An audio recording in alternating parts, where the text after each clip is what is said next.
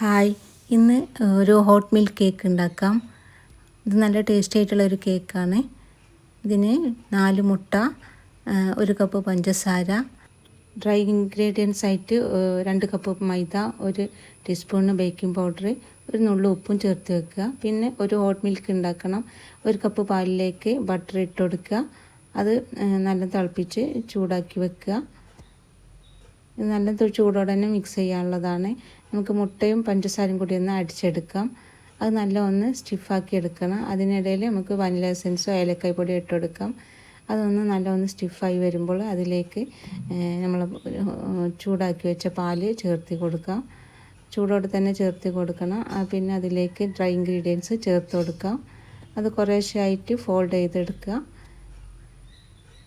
അതൊന്ന് നല്ലോണം മിക്സ് ചെയ്തെടുക്കുക.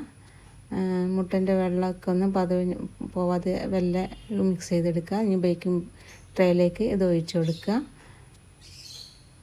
ഇതിൻ്റെ ഡീറ്റെയിൽഡ് വീഡിയോ ഞാൻ ഇട്ടിട്ടുണ്ട്, അത് കാണാം. അതിൽ ഞാൻ കേക്കിൻ്റെ എല്ലാ ഡീറ്റെയിൽഡായിട്ടും ഞാൻ പറഞ്ഞിട്ടുണ്ട്. ഇത് ഞാൻ ഓവനിൽ ബേക്ക് ചെയ്തതാണ്. ഞാൻ ഗ്യാസ്മേൽ ബേക്ക് ചെയ്തതും അതിൽ പറയുന്നുണ്ട്. അത് ഞാൻ കുത്തി നോക്കിയപ്പോൾ നല്ല രീതിയിൽ കിട്ടിയിട്ടുണ്ട്. ഇതിൻ്റെ ടൈമും കാര്യങ്ങളൊക്കെ ഞാൻ ആ വീഡിയോയിൽ പറയുന്നുണ്ട്. അപ്പോൾ അത് കണ്ടു നോക്കുക. ഇഷ്ടപ്പെട്ടാൽ ലൈക്ക് ചെയ്യുക, സബ്സ്ക്രൈബ് ചെയ്യുക.